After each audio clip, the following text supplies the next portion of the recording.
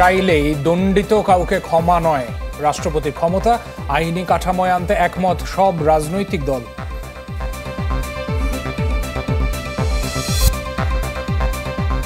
গণতন্ত্রের পথ মসৃণ করতে সাবধানে হাঁটছে বিএনপি। নতুন বাংলাদেশে আর নয় পুরনো বন্দোবস্ত, হুঁশিয়ারি এনসিপির। নির্দেশনা পেলে অবাধ সুষ্ঠু নির্বাচন আয়োজনে প্রস্তুত সেনাবাহিনী, গুমের সাথে জড়িত থাকার প্রমাণ মিললে ব্যবস্থা।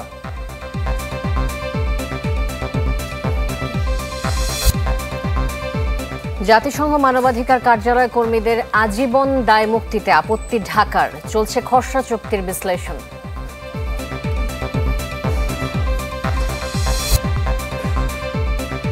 লালমনিরহাটের তুলকালাম, বিএনপি নেতাকর্মীদের থানায় হামলা, আসামি ছিনতাই, পুলিশ সহ বেশ কয়েকজন আহত।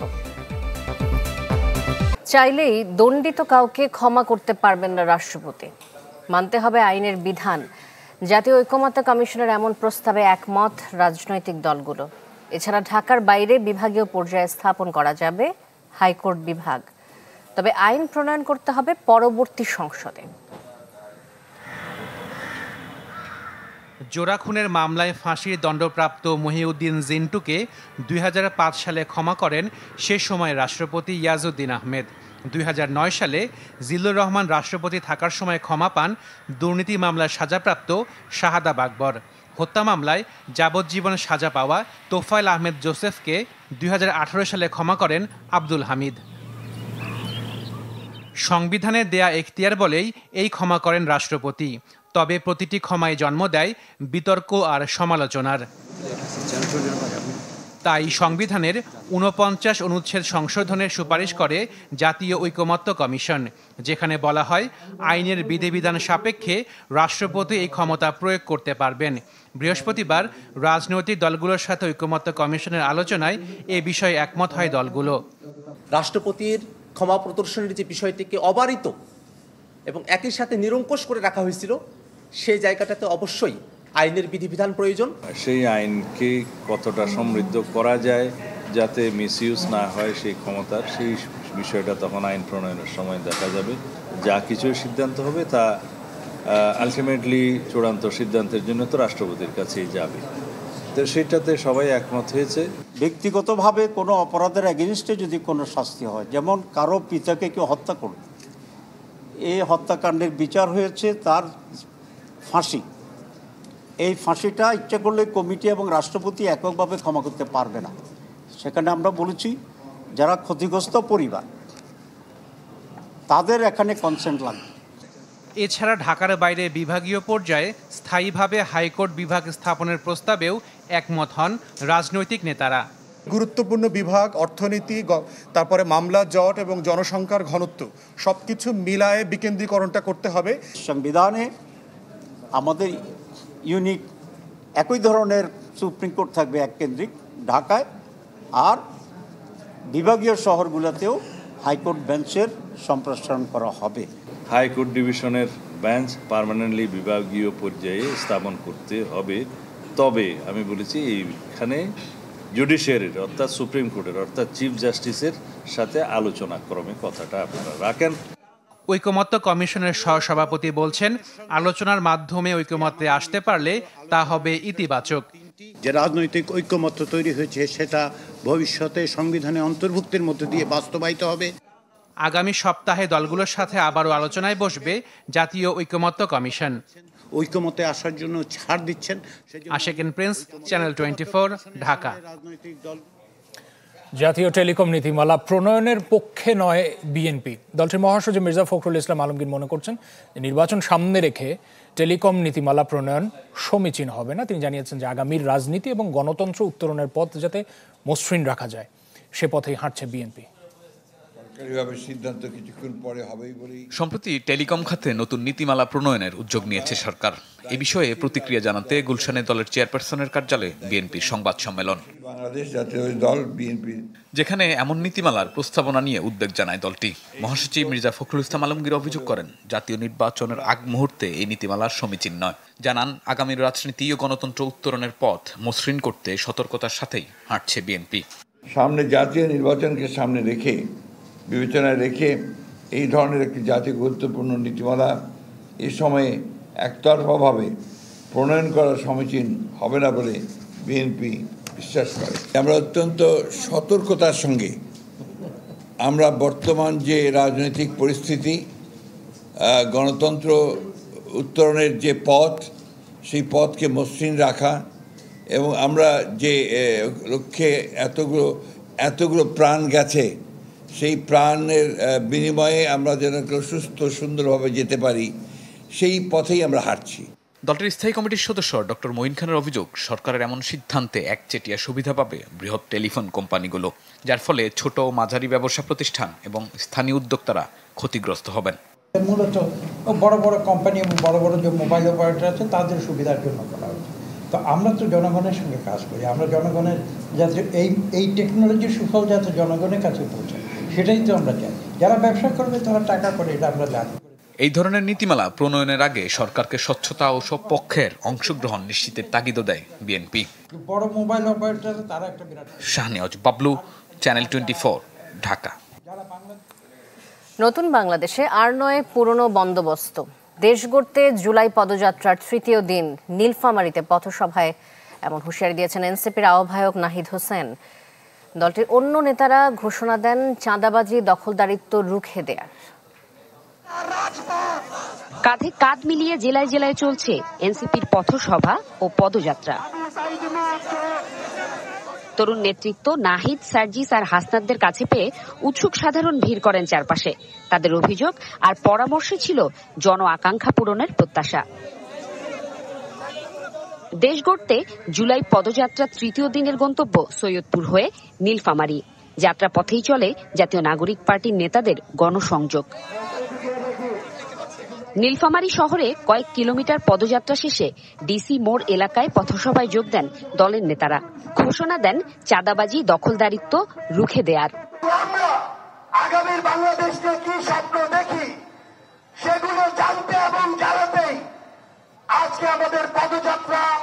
আমরা আপনাদের সমর্থনের জন্য এসেছি। আপনারা যদি আমাদের পাশে থাকেন, আমরা বলতে পারি দুনিয়ার কোন জানেন আমাদেরকে রাস্তা থেকে উঠাতে পারবে না। এত বছর পরেও আমাদের দেশে রাষ্ট্রীয় ব্যবস্থাগুলো নাগরিকের অধিকার সমুন্নত রাখতে পারে না, এটা তো কন্টিনিউ হতে পারে না। এটা আমাদের ভাঙতে হবে, ভেঙে গড়তে হবে। অভ্যুত্থানের নেতারা এখনো জীবিত আছেন উল্লেখ করে দেশকে পুরনো ধারায় নেয়ার ষড়যন্ত্রকারীদের বিরুদ্ধে হুঁশিয়ারি দেন আহ্বায়ক নাহিদ ইসলাম। এই গণ অভ্যুত্থানের পরে আমরা অনেক কিছু আশা করেছিলাম। আমরা দেখতেছি গণ অভ্যুত্থানের পরে আবারও আগের সিস্টেমে, আবারও আগের পুরনো যে নিয়ম কানুন, পুরনো কালচার, সংস্কৃতি আমরা দেখছি, সেই সংস্কৃতিতে ফেরত যাওয়ার একটা চেষ্টা হচ্ছে। আমরা হুঁশিয়ারি দিতে চাই যে 24-এর গণ অভ্যুত্থান যারা করেছে তারা কিন্তু এখনো জাগ্রত আছে, এখনো রাজপথে আছে। পরে পঞ্চগড়ে পদযাত্রা ও পথসভা করেন তারা। এ সময় পঞ্চগড়ে 1 আসনের মনোনয়ন প্রত্যাশী এনসিপি সার্জিস আলমকে পরিচয় করিয়ে দেন আহ্বায়ক। Jumatul Bida, channel 24, Panchagarh. World class innovation নিয়ে ওয়ালটন এখন দেশের সীমানা পেরিয়ে পৌঁছে গিয়েছে 50টিরও বেশি দেশে। নির্দেশনা পেলে অবাধ ও সুষ্ঠু নির্বাচন আয়োজনে নির্বাচন কমিশনকে সব ধরনের সহায়তা করতে প্রস্তুত সেনাবাহিনী। সেনা সদর দপ্তরে সংবাদ সম্মেলনে কথা জানানো হয়েছে। সেনা সদস্যদের কেউ গুমের সাথে জড়িত থাকলে তদন্তে যদি সেটা প্রমাণ হয় তবে আইনি ব্যবস্থা নেওয়ার কথা জানায় সেনাবাহিনী। সমসাময়িক কার্যক্রম তুলে ধরতে বনানী সেনা সদরে বাংলাদেশ সেনাবাহিনীর এই সংবাদ সম্মেলন। জানানো হয় গত বছরের 5 আগস্ট থেকে এই পর্যন্ত 80% লুট হওয়া অস্ত্র উদ্ধারের কথা।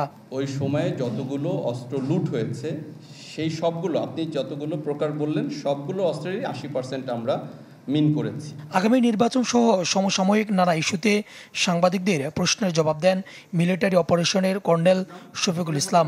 জানান, কমিশন থেকে নির্দেশনা আসলেই অবাধ ও সুষ্ঠু নির্বাচনে সহায়তায় প্রস্তুত বাংলাদেশ সেনাবাহিনী।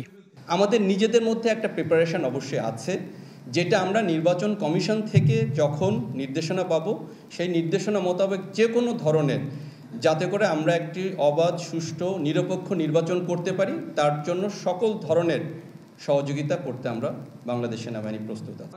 সেনাবাহিনীর মধ্যে কেউ গুমের সাথে জড়িত থাকলে তদন্ত করে আইনগত ব্যবস্থা নেয়ার কথা বলেন এই ঊর্ধ্বতন কর্মকর্তা। কিছু কিছু সেনা সদস্য যারা ডেপুটেশনে ছিল তাদের বিরুদ্ধে গুমের সাথে অভিযোগ এসছে এবং তাদের তদন্ত চলমান রয়েছে এবং তাদের এই তদন্তে যদি গুমের সংশ্লিষ্টতা প্রমাণ পায় তাহলে অবশ্যই বাংলাদেশ সেনাবাহিনী তাদের বিরুদ্ধে যথাযথ আইনানুগ ব্যবস্থা গ্রহণ করবে। রোহিঙ্গাদের কোনো ধরনের প্রশিক্ষণে সেনাবাহিনী সম্পৃক্ত নয় বলে সাফ জানিয়ে দেন কর্নেল শফিকুল ইসলাম। সেনাবাহিনী এ ধরনের প্রশিক্ষণের সাথে জড়িত ছিল না, এখনো জড়িত নেই। সুলতান মাহমুদ আরিফ, চ্যানেল 24, ঢাকা। জাতিসংঘের মানবাধিকার হাই কমিশনের খসড়া চুক্তির 6টি ধারা নিয়ে আপত্তি জানিয়েছে সরকারের বিভিন্ন সংস্থা এবং মন্ত্রণালয়। ঢাকায় কার্যালয় কর্মীদের আজীবন দায় মুক্তি চেয়েছে সংস্থাটি, তবে রাজি নয় বাংলাদেশ। মোর্শেদ হাসিবের রিপোর্টে দেখুন বিস্তারিত। কোনো দেশে জাতিসংঘের মানবাধিকার বিষয়ক কার্যালয় চালু করতে হলে প্রয়োজন পড়ে সংশ্লিষ্ট দেশের সাথে সমঝোতা স্মারক সইয়ের, যেখানে দুই পক্ষকে কাজের পরিধি, সুরক্ষা এবং দায়ের মতো বিষয়ে সম্মত হতে হয়। সেই অফিসের একটা মিশন শাখা বাংলাদেশে ওনারা খুলতে চাচ্ছিলেন।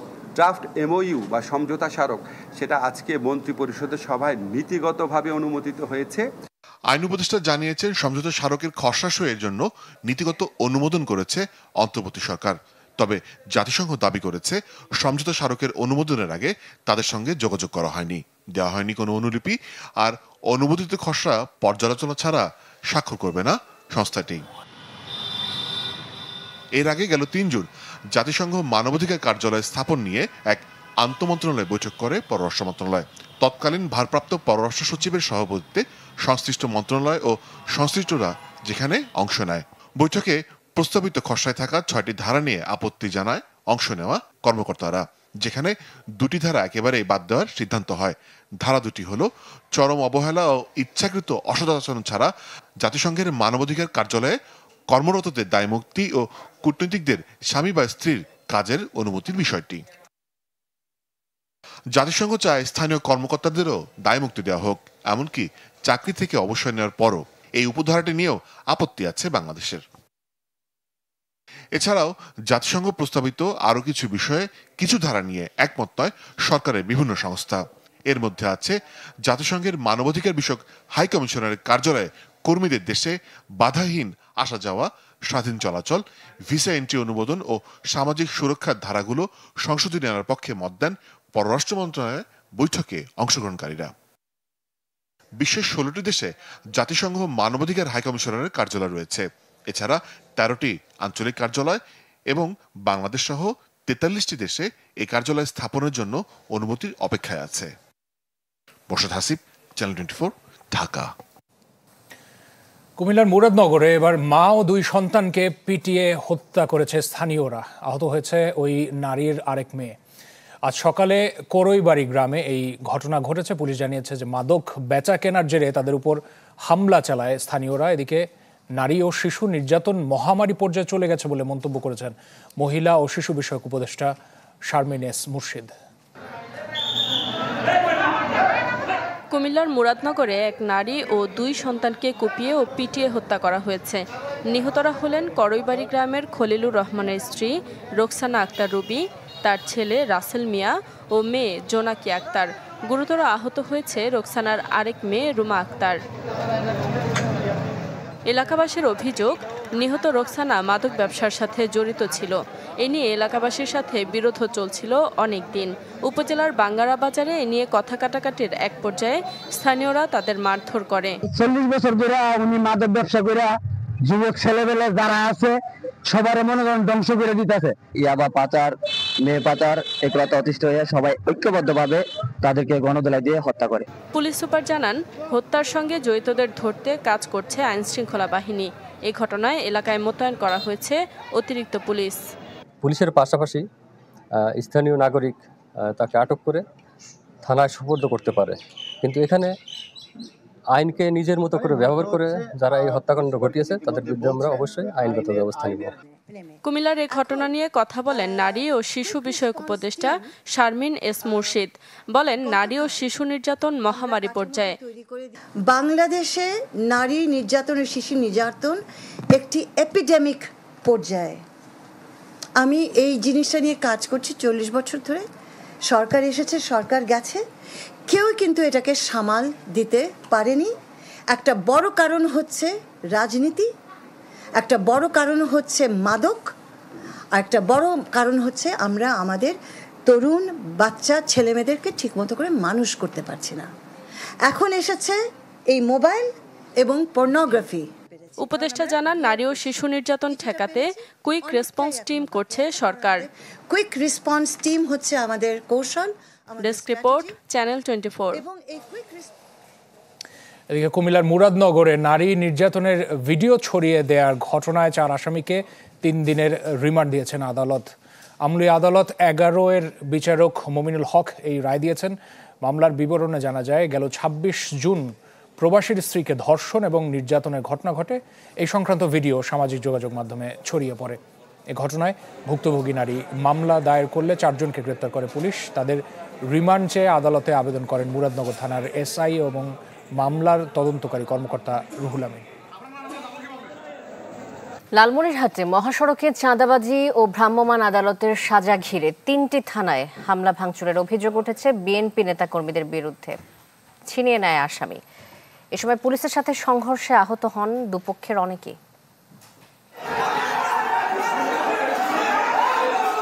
ফের আক্রোশের শিকার থানা পুলিশ। গণ অভ্যুত্থানের পর যখন থানাগুলো ঘুরে দাঁড়াতে শুরু করেছে, সে সময় লালমনিরহাটের পাটগ্রাম থানায় চালানো হয় তাণ্ডব। পুলিশ জানায়, মঙ্গলবার রাতে সরেয়ার বাজারে ইজারাদারদের পক্ষে মহাসড়কে চাঁদাবাজি করছিল 2 জন। খবর পেয়ে ভ্রাম্যমাণ আদালত গিয়ে সোহেল রানা ও বেলাল হোসেনকে 1 মাসের কারাদণ্ড দেন। ওই 2 জনকে পাটগ্রাম থানায় নেওয়া হলে ইজারাদার বিএনপি নেতা বাদশাহ জাহাঙ্গীর চপল ও মাহমুদ হোসেন সহ বেশ কয়েকজন থানা ঘেরাও করে চেষ্টা করে গ্রেপ্তার 2 জনকে ছিনিয়ে নেয়ার। এক পর্যায়ে পুলিশ বাধা দিলে বাধে সংঘর্ষ। খবর পেয়ে পাটগ্রাম উপজেলার বিভিন্ন স্থান থেকে বিএনপি নেতাকর্মী জড়ো হয়ে থানায় হামলা ভাঙচুর চালিয়ে আসামি ছিনিয়ে নেয়। এ খবর ছড়িয়ে পড়লে হাতীবান্ধা থানা ও হাইওয়ে থানাও অবরুদ্ধ করে বিএনপির নেতাকর্মীরা। অবস্থান নেয় মহাসড়কে। পরে বিজিবি গিয়ে পাটগ্রাম থানার পরিস্থিতি নিয়ন্ত্রণে নেয়। উশৃঙ্খল জনতা তাদের ছিনিয়ে নিয়ে চলে যায় এবং থানার অভ্যন্তরে প্রবেশ করে ওসির কক্ষ এবং তার রুমে থাকা একটা ল্যাপটপ ভাঙচুর করে। অন্য কক্ষে সাব ইন্সপেক্টররা বসেন, ওইখানে 8টা ল্যাপটপ ভাঙচুর করা হয় এবং একটা ল্যাপটপ নিয়ে যাওয়া হয়। ফুটেজে দেখে আইডেন্টিফাই করা হবে এই লোকগুলা কারা। কোনো দলীয় পরিচয় এখানে থাকবে না। দুষ্কৃতিকারী যে দলেরই হোক। চাঁদা তোলা, স্লিপ বানানো, তারপরে ব্যানার বানিয়ে গাড়ি আটকিয়ে বাস দিয়ে গাড়ি আটকায় তারপরে চাঁদা তোলা 1000 টাকা 500 টাকা, এটার সাথে কোনো সম্পর্ক না। বিএনপি নেতাদের দাবি, পুরো ঘটনা ষড়যন্ত্র, দায় চাপান পুলিশের উপর। পুলিশ তো প্রথমে যে বৈধ ইজারাদার আর লোকজনকে নিয়ে চলে আসে টেবিল চেয়ার সব ভাঙচুর করছে, 2টা ছেলেকে ধরে আনছে। আসছে টিওনে কিন্তু স্পটে যায়নি, ধরে আসে টিওনের এখানে আনে, তারা আবার এটাকে দিছে, জেল দিয়ে দিছে 1 মাসের ববেল করে। হ্যাঁ, স্পটে কিন্তু তারা যায়নি। এই খবর নিতে আমাদের যে ইজারাদার সে যখন গেছে তখন তাকে ওসি ধরে পিটাইছে। মানে এটা হচ্ছে কি ভাগ বাটোয়ারার ব্যাপার আছে। রুমের মধ্যে ঢুকায় 6-7 জন ইন্সপেক্টর সহ পিটাইছে। তবে এই ঘটনার পর স্থানীয় বাসিন্দা ও ভ্রাম্যমাণ আদালত চালানো ইওনোর বক্তব্য নিতে গেলে রাজি হননি। Desk report, channel 24। সময় হলো আরেকটু বিরতি। ফিরে আসছি একটু পরে, সাথে থাকুন।